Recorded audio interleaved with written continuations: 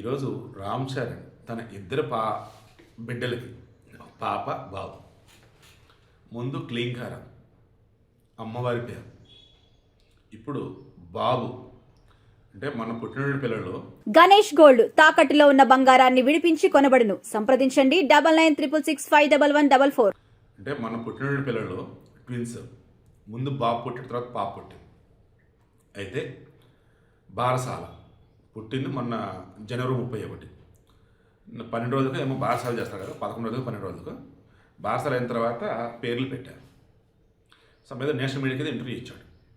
అప్పుడు ఆ పేర్లు పెట్టింది చెప్పినప్పుడు నాకు అనిపించింది కదా, రామ్ చరణ్ బంగారం అయ్యాను, మీ పేరెంట్స్ నేను ఎంత గొప్పగా పెంచారో అర్థమవుతుంది అనిపించింది నాకు. ఈ రోజులలో పిల్లలకి మనలు పెట్టే పేర్లు ఉంటున్నాయి కదా, అర్థం పర్థం లేని పేర్లు, అసలు నోరు తిరగని పేర్లు పెట్టి అదే ఫ్యాషన్ అంటే బిల్డప్, అదే అంటే ముద్దు పేరు మళ్ళీ ఏదోటి పెడతారు. మెగా ఫ్యామిలీ, వేల కోట్ల ఆస్తి, కోట్ల మంది అభిమానులుగా ఉన్నటువంటి వీళ్ళు ఎంత చక్కని పేరు పెట్టారంటే బాబుకి. కొన్నిదేళ్ళ శివశంకర్ వరప్రసాద్ ఎవరండి, మన చిరంజీవి గారు. అందులో ఆ శివుడి పేరుని తీసుకొని, శివుడు అంటే ఎవరు, నిగ్రహంతో ఉంటాడు, నిష్ఠతో ఉంటాడు, అమితమైనటువంటి శక్తి సంపన్నుడు, దేని సరే తట్టుకున్నటువంటి ఇది గలవాడు. సో ఆ శివ ముందు పెట్టి నీతి నిజాయితీ పరిపాలన ఇలా చెప్పుకుంటూ పోతే రాముడు అన్నప్పుడు సకల గుణ సంపన్నుడండి. అసలు రాముడికి సంబంధించి ఆ పేరుకు సంబంధించి రామనామం సత్యహ అంటూ ఉంటారు. ఆ పేరు చాలా అసలు అంత గొప్ప పేరు. రామ్, శివరామ్, రామ్ చరణ్ తన కొడుకు పెట్టినటువంటి శివరామ్ అంత చక్కగా ఉందండి. ఈ రోజులలో మన దేవుళ్ళ పేరు పెట్టడానికి చాలామంది వెనకాడుతున్నారు. ఏంద్రి అంటే ఇంకా ఏం పేర్లు పెడతావి, ఏదైనా మంచి పేరు పెట్టు. దేవుడి కన్నా మంచి పేరు ఉండిద్దా? నిజమే, దేవుళ్ళు రకరకాల పేర్లు ఉంటాయి. ఆ పిల్లలకి వచ్చేసి సెట్ ఒక పిల్లడానికి ఇబ్బంది రకరకాలు ఉంటాయి. అందులోనే ఉంటాయి ఆ పేరుల్లోనే, ఆ నామాలలోనే విష్ణు సహస్రనామాలు 1000 ఉంటే పేర్లు.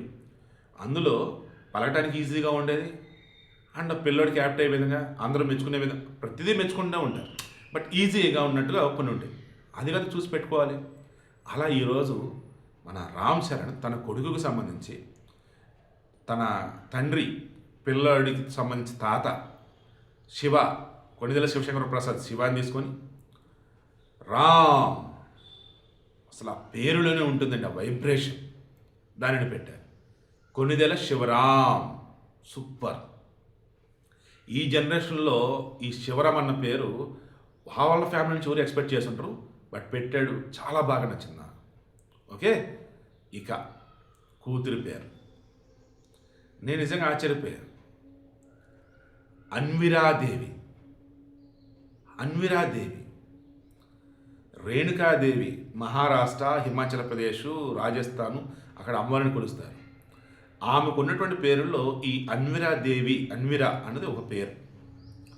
ఇక అమ్మవారి సంబంధించిన పేర్లు మొత్తం చూస్తున్నప్పుడు ఈ అన్విరా అన్నప్పుడు వెలుగు అని, తేజస్ అని, జ్ఞానం అని వస్తుంది.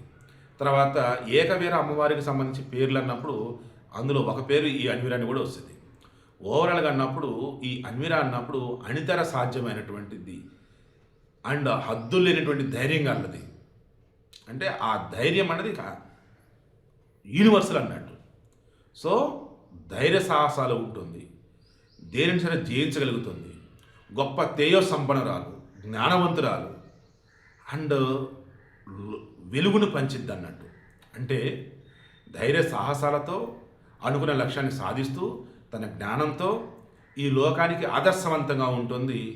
ఓ వీర మహిళగా, ఓ దేవతగా, ఓ దేవిగా. ఎంతో గొప్ప పేరేంటి అసలు. నాకైతే చాలా చాలా బాగా నచ్చిందండి పాప పేరు. బాబు పేరు ఇక తిరుగులేదు ఇంకా, శివరామ్. ముందు బంగారు తల్లి క్లీంకార.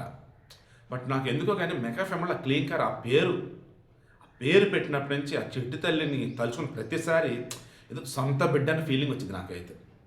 అంతిమంగా మరలా చెప్తున్నా, క్షమించాలి, అంతిమంగా అంటే చివరిగా అన్నట్టు కదా.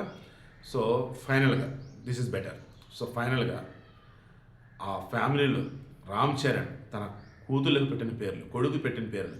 ఈ జనరేషన్లో ప్రతి ఒక్కరు కూడా ఇన్స్పిరేషన్, ఆదర్శం.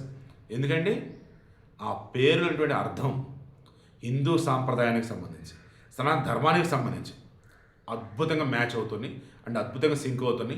ఓవరాల్గా అన్నప్పుడు పర్ఫెక్ట్గా ఉంది. మీకేమనిపిస్తుంది కానీ కామెంట్లో తెలియచేయండి.